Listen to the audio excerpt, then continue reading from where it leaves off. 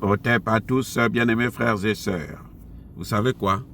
Lorsque la justice ne se fait pas dans les instances habilitées à le faire, elle ira dans la rue. Les populations eux-mêmes vont rendre justice. On a constaté dans beaucoup de pays, que ce soit au Congo-Brazzaville, que ce soit au Congo-Kinshasa, même au Cameroun, quand on dit voleur, on attrape un voleur,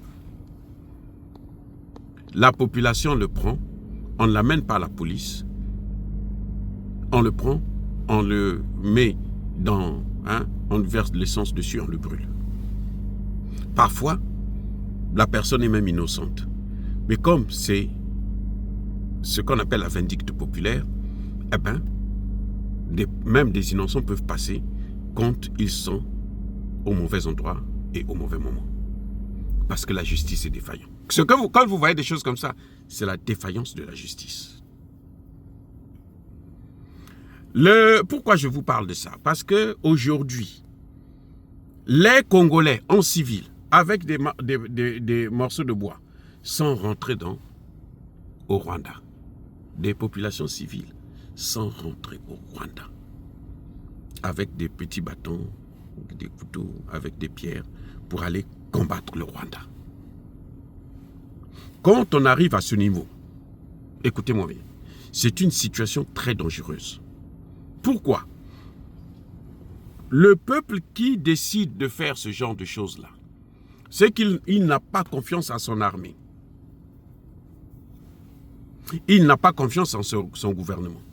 C'est que les Congolais n'ont plus confiance, même en Tshisekedi, sachez-le les amis. Vous voyez un peuple s'organise, disent non, c'est une armée, elle a tout pour nous tuer. De toutes les façons, nous restons ici, ils viennent nous tuer chez nous. Eh bien, on va aller là-bas, on va les affronter. Qu'ils nous tuent, ils n'ont qu'à nous tuer tous. Quand un peuple arrive là, c'est que ce peuple n'a plus confiance ni à sa justice, ni à son gouvernement, ni à son armée. Parce que le peuple pense qu'il voit. On peut manipuler des hommes, on peut corrompre des hommes, on ne peut pas corrompre tout un peuple, les amis. On ne peut pas corrompre tout un peuple. Il y aura un qui va dire que non, ça, stop, nous ne voulons pas de ça, c'est trop. Arrêtez avec ça. Vous comprenez? Donc, bien-aimés frères et sœurs, ce qu'on a vu ce matin, où l'armée congolaise était obligée de sortir pour venir consoler son peuple, c'est un message de désespoir du peuple congolais dans l'Est. Ils vont à Goma, on les chasse, ils font ceci, il y a toujours quelque chose qui fait qu'ils sont obligés de se déplacer. Ils sont devenus des nomades dans leur propre pays à cause des individus qu'on peut neutraliser. C'est-à-dire que si l'armée congolaise ne peut pas les neutraliser, ça se comprend. Je venais d'apprendre encore, pas plus tard qu'hier, qu'il y a une nouvelle évaluation des armées congolaises, africaines, et l'armée congolaise reste toujours parmi les 10 premières. Et notamment la 8e armée d'Afrique, face à une armée qui est la 25e, la 30e, la 40e. Vous voyez, les amis, il y a un problème. Mais comment se fait-il que cette armée soit défaillante face à une petite armée comme ça? C'est qu'elle a un mauvais commandement. Et qui est le chef de l'armée? Mais c'est le président. Les populations voient. Vous avez déjà vu le président aller à Goma pour aller voir les militaires. Et il peut organiser une mission pour venir galvaniser les troupes. Mais le gouverneur est tombé comment? C'est parce qu'il est allé sur le terrain à Saké. Quand ça chauffait là, il était là. Et c'est ce qui a donné la force à l'armée congolaise et aux Wazalendo. Le résultat, on n'a pas vu qu'ils ont repoussé. Mais le problème, c'est que cette armée ne cesse ne passe son temps à repousser. Elle passe son temps, elle repousse, et puis les autres reviennent après 2 jours. Elle repousse et ils reviennent. Il y a un problème, les amis. Il y a un problème avec notre armée. L'armée congolaise doit prendre ses responsabilités. Je suis désolé de le dire ainsi, mais si vous voyez des populations sortir pour aller faire ce que l'armée doit faire, c'est qu'ils ont... Mais les Wazalendo sont nés comment? Les Wazalendo sont nés à cause des défaillances de l'armée. Et les défaillances d'une armée commencent par les défaillances de son chef.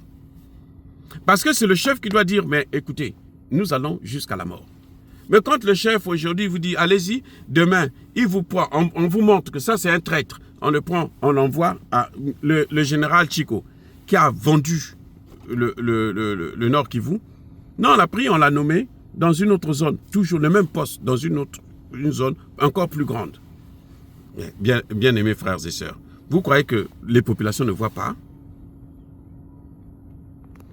Je pense que un jour, quand on va juger les responsabilités, même Tshisekedi que nous saluons, devrait un jour payer sa chair. Je ne peux pas comparer Tshisekedi à Kabila, parce que Kabila, il a fait pire. Kabila, c'était, il donnait tout. Mais Tshisekedi, 1, il est très long. 2, il ne prend pas de bonnes décisions. Et 3, je pense qu'il est très peureux. Et 4, d'ailleurs, il a confiance à la communauté internationale. Regardez, Tshisekedi est allé, vous savez, au forum de Davos. Bien-aimés frères et sœurs, Davos, là, personne de sérieux en Afrique, dans le tiers-monde, ne va encore à ces histoires-là. Personne de sérieux, je dis bien, quelqu'un qui est sérieux n'ira jamais à Davos. C'est à Davos que est né tout ce que nous subissons, nous autres là en Afrique. À Davos. Donc quand un dirigeant va à Davos pour aller se plier devant un descendant des nazis, écoutez, c'est qu'il n'est pas très intelligent, il est mal entouré. Il est mal entouré. Bon, peut-être qu'il a eu son pouvoir de Davos, mais s'il a eu son pouvoir de Davos, il n'a qu'à faire ce que Davos lui a demandé de faire, et puis les Congolais auront la paix. Parce que s'il donne à Kagame toutes les terres, là, les Congolais n'auront plus de problème, puisque Kagame va les maltraiter ou les chasser, les neutraliser tous, et puis il va régner. Et le problème est résolu.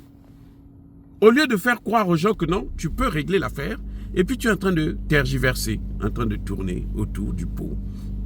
Moi, ça me dépasse un peu. On ne peut pas tout mettre sur le dos des Wazalendo. Les Wazalendo, ce ne sont pas des militaires, ce sont des volontaires. Et ils n'ont pas l'équipement nécessaire pour pouvoir faire le travail. Ils ont pu maintenir la pression sur Kagame, de telle sorte que Kagame ne puisse pas s'installer dans le nord. Kagame vient maintenant seulement pour faire la guerre. Mais Kagame ne contrôle pas le nord.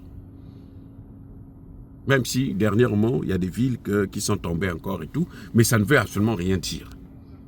Parce qu'il est dans une situation terrible. Mais ils ne peuvent pas tout faire, ils combattent quand même l'OTAN. Il faut que l'armée congolaise, qui a les moyens, il faut que Tshisekedi, mais va là où il faut faire, pour avoir les moyens de faire son travail.